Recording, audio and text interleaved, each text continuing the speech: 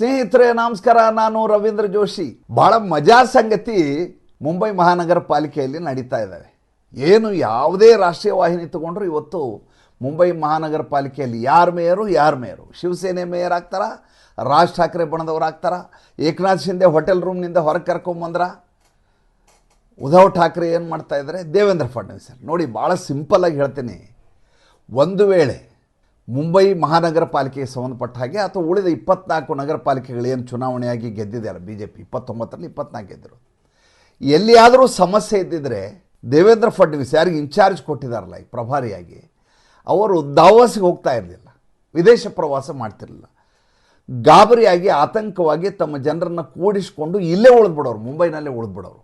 ವಿದೇಶ ಪ್ರವಾಸ ಮಾಡಲಿಕ್ಕೆ ಸಾಧ್ಯನೇ ಇಲ್ಲ. ಆತ ನಿರುಮ್ಮಳವಾಗಿ ನೆಮ್ಮದಿಯಿಂದ ವಿದೇಶ ಪ್ರವಾಸ ಮಾಡ್ತಾ ಇದ್ದಾರೆ ಅಂದರೆ ಅಷ್ಟು ಖಚಿತವಾಗಿ ನಿರ್ದಿಷ್ಟವಾಗಿ ಭಾರತೀಯ ಜನತಾ ಪಾರ್ಟಿಯ ಮೇಯರೇ ಬೃಹನ್ ಮುಂಬೈ ನಗರ ಪಾಲಿಕೆಯ ಮೇಯರ್ ಆಗ್ತಾರೆ ಅನ್ನೋದು ಅವ್ರಿಗೆ ಖಚಿತವಾಗಿದೆ.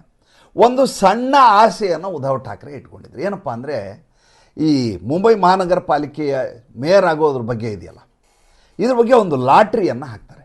ಅದನ್ನು ನಿನ್ನೆ ಹಾಕಲಾಗಿತ್ತು. ಏನಂತ ಲಾಟ್ರಿ ಹಾಕ್ತಾರೆ?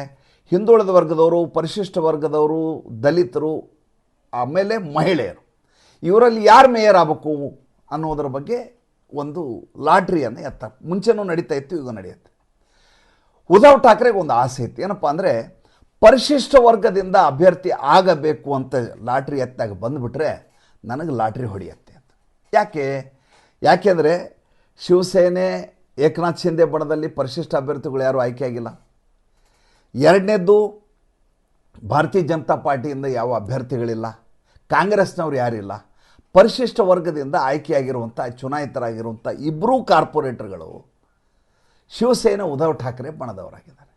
ಚೀಟಿ ಎತ್ತೆಗೆ ಅಪ್ಪಿತಪ್ಪಿ ಪರಿಶಿಷ್ಟ ವರ್ಗದವರು ಮೇಯರ್ ಆಗಬೇಕು ಅಂತ ಬಂದುಬಿಟ್ರೆ ಭಾರತೀಯ ಜನತಾ ಪಾರ್ಟಿಯವರು ಏನು ಮಾಡಲಿಕ್ಕಾಗಲ್ಲ, ಏಕನಾಥ್ ಶಿಂದೆನೂ ಏನು ಮಾಡಲಿಕ್ಕಾಗಲ್ಲ, ಕಾಂಗ್ರೆಸ್ ಅವರೇನು ಬಹಳ ಆಸೆಯಿಂದ ಕಾಯ್ಕೊಂಡು ಕೂತಿದ್ರು. ಲಾಟ್ರಿಯನ್ನು ಎತ್ತಿದ್ರು ಸ್ವಾಮಿ. ಎತ್ತಿದ ತಕ್ಷಣ ಮಹಿಳಾ ಅಭ್ಯರ್ಥಿ ಮೇಯರ್ ಆಗಬೇಕು ಅಂತ ಬಂದುಬಿಡ್ತು. ಇದ್ದಕ್ಕಿದ್ದ ಹಾಗೆ ಟುಸ್ ಅಂತ ಕುಸಿದು ಹೋದವರು ಉದ್ಧವ್ ಠಾಕ್ರೆ ಮತ್ತು ರಾಜ್ ಠಾಕ್ರೆ. ಕಾಂಗ್ರೆಸ್ ಅವ್ರು ಬಿಡಿ, ಕಾಂಗ್ರೆಸ್ನವ್ರು ಈ ಫೈಟಲ್ಲೇ ಇಲ್ಲ. ಅವ್ರು ಏನಿದ್ರು ಜೊತೆಗೆ ಸೇರಿಕೊಂಡು ಕೆಳಗೆ ಕೂತ್ಕೊಂಡು ಸ್ನಾನ ಮಾಡಿ, ಎರ್ಕೊಳ್ಳೋರು ಕೆಳಗೆ ಕೂತ್ಕೊಳ್ಳೋದು ಅಂತ ನಮ್ಮಲ್ಲಿ ಒಂದು ಮಾತಿದೆ. ಯಾರು ಜೋರಾಗಿ ಸ್ನಾನ ಮಾಡ್ತಿರ್ತಾರಲ್ಲ, ತಲೆ ಸ್ನಾನ ಅಂತಾರಲ್ಲ, ಎರ್ಕೊಳ್ಳೋದು ಅಂತ ಉತ್ತರ ಕರ್ನಾಟಕ. ಎರ್ಕೊಳ್ಳೋರು ಕೆಳಗೆ ಕೂತ್ಬಿಟ್ರೆ ನಮ್ಮದು ಸ್ನಾನ ಆಗ್ತದೆ. ಆ ರೀತಿಯಾದಂಥ ಆಲೋಚನೆಯಲ್ಲಿ ಕಾಂಗ್ರೆಸ್ ಇರುತ್ತೆ. ಏನಾಗಿತ್ತು, ಇವರೆಲ್ಲ ವಿಲೀನ ಆಗಿ ಹೇಗೆ ಮಹಾವಿಕಾಸ್ ಅಘಾಡಿ ಮಾಡಲಾಯಿತೋ ಅದೇ ರೀತಿ ಮಾಡಿ ಚೋಕ್ ಕೊಡಬೇಕು ದೇವೇಂದ್ರ ಫಡ್ನವೀಸ್ಗೆ ಅಂತ ಇನ್ನಿಲ್ಲದ ಹಾಗೆ ಪ್ರಯತ್ನ ನಡೀತು. ಎಲ್ಲಿವರೆಗೂ ಅಂದರೆ, ಸಂದರ್ಭ ಬಂದರೆ ಏಕನಾಥ ಶಿಂದೆಯನ್ನು ಜೊತೆಗೆ ಸೇರಿಸಿಕೊಂಡು ನಾವು ಸರ್ಕಾರ ರಚನೆ ಮಾಡಿ ಮೇಯರನ್ನು ನಿಯುಕ್ತಿ ಮಾಡಿಬಿಡೋದು, ನಮ್ಮದೇ ಅಧಿಕಾರಕ್ಕೆ ಬಂದ್ಬಿಡೋದು ಬೃಹನ್ ಮುಂಬೈ ನಗರ ಪಾಲಿಕೆ ಅನ್ನೋ ಮಟ್ಟಿಗೆ ಹೋರಾಟ ನಡೀತಾ ಇತ್ತು.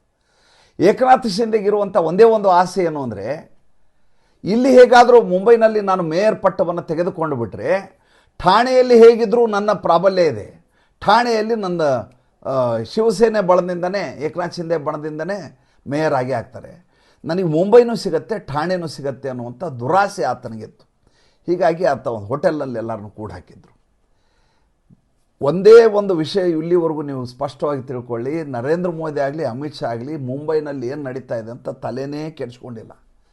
ಅವ್ರ ಪಾಡಿಗೆ ಅವರು ಉಳಿದ ಎಲ್ಲ ವಿದ್ಯಮಾನಗಳು ತಮಿಳುನಾಡಲ್ಲಿ ಏನು ಮಾಡಬೇಕು, ಪಶ್ಚಿಮ ಬಂಗಾಳದಲ್ಲಿ ಏನು ಮಾಡಬೇಕು ಅಂತ ಆಲೋಚನೆಯನ್ನು ಮಾಡ್ತಾ ಇದ್ದಾರೆ. ಯೋಚನೆ ಮಾಡ್ತಾ ಇರೋದು ಮಹಾರಾಷ್ಟ್ರದಲ್ಲಿರುವಂಥ ಮರಾಠಿ ಪತ್ರಿಕೆಗಳು, ಯೋಚನೆ ಮಾಡ್ತಾ ಇರೋದು ಅಲ್ಲಿಯ ವಾಹಿನಿಗಳು, ಅತಿ ಹೆಚ್ಚು ತಲೆ ಕೆಡಿಸ್ಕೊಂಡಿರೋದು ರಾಜದೀಪ್ ಸರ್ದೇಸಾಯಿ ಥರದವರು. ಹೆಂಗಾದರೂ ಮಾಡಿ ಉದ್ಧವ್ ಠಾಕ್ರೆಗೆ ಮತ್ತೊಂದು ಸಲ ಬೃಹನ್ ಮುಂಬೈ ನಗರ ಪಾಲಿಕೆ ಶಿವಸೇನೆ ಕೈ ಕೊಟ್ಬಿಟ್ರೆ ಇವರಿಗೆ ಗರ್ವಭಂಗ ಆಗತ್ತೆ, ಮುಖಭಂಗ ಆಗತ್ತಲ್ಲ ನರೇಂದ್ರ ಮೋದಿ ಅಮಿತ್ ಶಾಗೆ ಮತ್ತು ದೇವೇಂದ್ರ ಫಡ್ನವೀಸ್ಗೆ ಅಂತ ಕಾದು ಕೂತ್ಕೊಂಡು ಬೆಳಗ್ಗೆಯಿಂದ ಸಂಜೆವರೆಗೂ ಆಜ್ ತಕ್ನಲ್ಲಿ ನೋಡಿ, ನೀವು ಇಂಡಿಯಾ ಟುಡೇನಲ್ಲಿ ನೋಡಿ, ಎಲ್ಲ ಚಾನಲ್ನಲ್ಲಿ ಇವ್ರ ಬಗ್ಗೆನೇ ಬರ್ತಾ ಇದೆ. ಏನಾಯಿತು ಏಕನಾಥ್ ಶಿಂದೆ ಯಾಕೆ ಒಪ್ಕೋತಾ ಇಲ್ಲ, ಏಕನಾಥ್ ಶಿಂದೆ ಒಪ್ಕೊಳ್ಳದೆ ಇದ್ದರೆ ಹೋಯ್ತು ಅಂತ ಅಮಿತ್ ಶಾ ಅವರು ಆರಾಮಾಗಿ ನೆಮ್ಮದಿಯಾಗಿದ್ದಾರೆ. ಈಗ ನೋಡಿದರೆ ಮಹಿಳಾ ಮೇಯರ್ ಅಂತ ಬಂದಿದೆ. ಯಾರು ಮಹಿಳಾ ಮೇಯರ್ ಆಗಬಹುದು ಅಂತ ಆಲೋಚನೆ ಮಾಡಿ ನೋಡಿದಾಗ ಅಲ್ಲಿ ವಾರ್ಡ್ ನಂಬರ್ 2ನಲ್ಲಿ ಯಶಸ್ವಿನಿ ಅಂತ ಒಬ್ಬ ಮಹಿಳೆ ಆಗುವ ಸಾಧ್ಯತೆಗಳು ದಟ್ಟವಾಗಿ ಗೋಚರಿಸ್ತಾ ಇದ್ದಾವೆ. ನೆಮ್ಮದಿಯಾಗಿ ಈ ಕೆಲಸ ನಡೀತಾ ಇದೆ. ಇದರ ಜೊತೆ ಒಂದು ಹೊಸ ಬೆಳವಣಿಗೆ ಆಗಿದೆ. ಅದೇನಪ್ಪ ಅಂದರೆ, ತಮಿಳುನಾಡು ರಾಜಕೀಯದಲ್ಲಿ ಗೊತ್ತೇ ಇಲ್ಲದಾಗಿ ಕೆಲಸ ಮಾಡ್ತಾರೆ ನೋಡಿ. ಭಾರತೀಯ ಜನತಾ ಪಾರ್ಟಿ ಹೇಗೆ ಕೆಲಸ ಮಾಡುತ್ತೆ ಅಂದರೆ, ಅವ್ರಿಗೆ ಎಲೆಕ್ಷನ್ ಅನ್ನೋದೊಂದು ಮೆಕ್ಯಾನಿಸಮ್. ಅದು ಯಂತ್ರದ ರೀತಿಯಲ್ಲಿ ಒಂದಾದ ಮೇಲೆ ಒಂದು ತಯಾರಿಗಳನ್ನು ಮಾಡ್ಕೊಂಡು ಹೋಗ್ತಿರ್ತಾರೆ. ತಮಿಳುನಾಡಿನಲ್ಲಿ ಪಿಯೂಷ್ ಗೋಯಲ್ಗೆ ಪ್ರಭಾರಿ ಅಂತ ಹಾಕಿದ್ದಾರೆ ಚುನಾವಣೆಗೆ. 2026ರಲ್ಲಿ ಚುನಾವಣೆಯಲ್ಲಿ ಈಗಾಗಲೇ ತಯಾರಿ ನಡೀತಾ ಇದೆ. ನಿನ್ನೆ ಬಂದಂಥ Madras high court judgement Shrimati honourable justice Shrimati ಕೊಟ್ಟಿರುವಂಥ ಜಡ್ಜ್ಮೆಂಟ್ನಿಂದಾಗಿ ಈಗ ಆ ಸ್ಟಾಲಿನ್ ನನ್ನ ಮಗನ ಮೇಲೆ ಕೇಸ್ ಹಾಕಬೇಕು. ಅದ್ರ ಬಗ್ಗೆ ಆಮೇಲೆ ಮಾತಾಡೋಣ. ವಿಷಯವನ್ನು ಹೇಳ್ತೀನಿ. ವಿಷಯ ಏನಪ್ಪ ಅಂತಂದರೆ, ಈ AIADMK ಮತ್ತು DMK ಮಧ್ಯೆ ಯಾವಾಗಲೂ ಕದನ ನಡೆಯೋದಲ್ಲಿ ಭಾರತೀಯ ಜನತಾ ಪಾರ್ಟಿ ಏನು ಮಾಡ್ತಾ ಇದ್ದಾರೆ, NDA ಗ್ರೂಪನ್ನು ಹೆಚ್ಚು ಗಟ್ಟಿಯಾಗಿ ಮಾಡ್ತಾ ಇದೆ. ಅಲ್ಲಿ ಪ್ರಭಾರಿ ಇರೋದು ಯಾರು? ನಮ್ಮ ವಾಣಿಜ್ಯ ಸಚಿವರಾಗಿರುವಂಥ ಪಿಯೂಷ್ ಗೋಯಲ್ ಅವರು. ಪಿಯೂಷ್ ಗೋಯಲ್ ಅವರು ಚೆನ್ನೈಗೆ ಹೋಗ್ತಾರೆ. ಚೆನ್ನೈಗೆ ಹೋಗಿ ಯಾರ್ಯಾರು AIADMKಯಿಂದ ಚದುರಿ ಹೋಗಿದಾರೋ ನೋಡಿ, ಅಲ್ಲಿ ನೇರ ಹಣಾಹಣಿ ಇರೋದಿಲ್ಲ. ಅಲ್ಲಿ 2 ಗ್ರೂಪ್ಗಳಿದ್ದಾವೆ. ಒಂದು DMK ಗ್ರೂಪ್, ಅವ್ರ ಹತ್ರ ಒಂದು 5-6 ಪುಡಿ ಪಕ್ಷಗಳಿದ್ದಾವೆ. AIADMK ಗ್ರೂಪ್, ಅವ್ರ ಹತ್ರ ಒಂದು 8-10 ಪುಡಿ ಪಕ್ಷಗಳಿದ್ದಾವೆ. TVV ಅಂತ ಇದೆ, DMDK ಅಂತ ಇದೆ, ಎಂಥದಕ್ಕೆ ಮುನ್ನೆ ಹತ್ರ ಕಳಗಮ್ಮ ಅಂತ ಇದೆ. ಒಂದು 20 ಹೇಳಲಿಕ್ಕೆ ಹೆಸರು ಹೇಳಲಿಕ್ಕೆ ಸಾಧ್ಯ ಇಲ್ಲ, ಅಷ್ಟು ಸಣ್ಣ ಪಕ್ಷಗಳಿದ್ದಾವೆ. ಈ ಎಡಪ್ಪಾಡಿ ಪಳನಿಸ್ವಾಮಿ ಸಮಸ್ಯೆ ಏನಂದರೆ, ಈತನಿಗೆ ಎಲ್ಲರನ್ನೂ ಜೊತೆ ಕರ್ಕೊಂಡು ಹೋಗೋ ಸ್ವಭಾವ ಇಲ್ಲ. ಉದಾಹರಣೆಗೆ ನಮ್ಮ ಅಣ್ಣಾಮಲೈನ ತಗೊಳ್ಳಿ. ಅಣ್ಣಾಮಲೈನ ಹೊರಗೆ ಹೋಗ್ಬೇಕು ಅಂತ ಆತ ಯಾಕೆ ಬಯಸ್ತು ಅಂದರೆ, ನಂದು ಅವ್ರದ್ದು ಒಂದೇ ಜಾತಿ, ಒಂದೇ ಸಮುದಾಯ ಕೂಡಿದಂಥ 2 ಲೀಡರ್ಗಳು ಚುನಾವಣೆಯನ್ನು ಎದುರಿಸೋದು ಬೇಡ. ನೀವು ಅಣ್ಣಾಮಲೈಗೆ ರಾಷ್ಟ್ರೀಯ ಮಟ್ಟದಲ್ಲಿ ಏನಾದರೂ ನೀವು ದಾರಿಯನ್ನು ಮಾಡಿಕೊಡಿ, ನನಗಿಲ್ಲಿ ಇನ್ಚಾರ್ಜ್ ಕೊಡಿ ಅಂತ ಕೈಕಾಲು ಹಿಡ್ಕೊಂಡು ಅಮಿತ್ ಶಾನ ಜೋಡಿಸ್ಕೊಂಡು ಜೊತೆಗೆ ಮೈತ್ರಿಯನ್ನು ಮಾಡಿಕೊಂಡ್ರು. ಅಲ್ಲಿ ಭಾರತೀಯ ಜನತಾ ಪಾರ್ಟಿ ಸ್ವತಂತ್ರವಾಗಿ ಹೋರಾಟ ಮಾಡಲಿಕ್ಕೆ ಆಗೋದಿಲ್ಲ, ನಿಮ್ಗೆ ಗೊತ್ತಿರೋ ವಿಚಾರ ಅದು. ಅಲ್ಲಿ ಒಂದೋ AIADMK ಇರಬೇಕು, ಇಲ್ಲ DMK ಇರಬೇಕು. AIADMK ಎಲ್ಲಿವರೆಗೂ ಜಯಲಲಿತಾ ಇದ್ದರು ಅಲ್ಲಿವರೆಗೂ ಯಾವುದೇ ಸಮಸ್ಯೆ ಇರಲ್ಲ, ನೇರ ಹಣಾಹಣಿ ಇತ್ತು. ಜಯಲಲಿತಾ ವರ್ಸಸ್ ಕರುಣಾನಿಧಿ, ಅವ್ರ ಹತ್ರ ಒಂದು 8-10 ಪಕ್ಷ, ಇವ್ರ ಹತ್ರ ಒಂದು 15 ಪಕ್ಷ. ಈಗ ಏನಾಗಿದೆ, ಎಲ್ಲ ಪಕ್ಷಗಳನ್ನ ತೊರೆದು ಬಿಟ್ಟಿದ್ದಾರೆ ಈ ಎಡಪ್ಪಾಡಿ ಪಳನಿಸ್ವಾಮಿ AIADMK.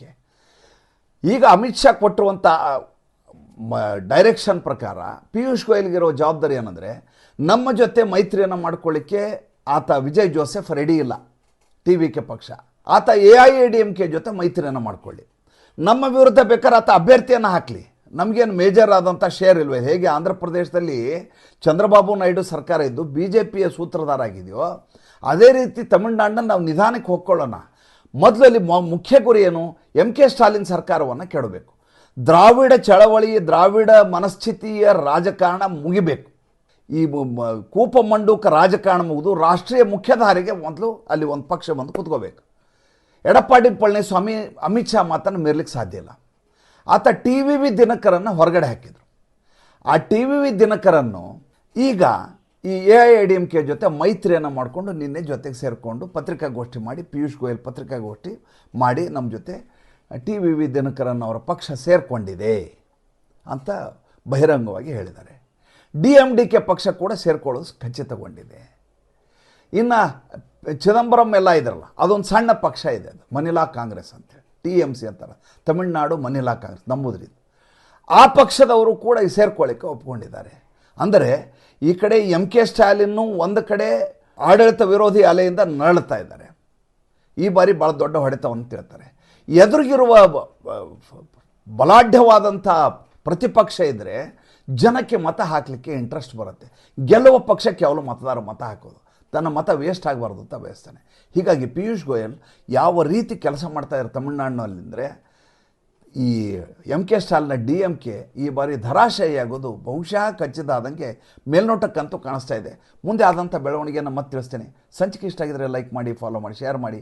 ದಯವಿಟ್ಟು ನಮ್ಮ ಮುಕ್ತ ಪತ್ರಿಕೋದ್ಯಮಕ್ಕೆ ಆರ್ಥಿಕವಾಗಿ ಬೆಂಗಾವಲಾಗಿ ನಮಸ್ಕಾರ.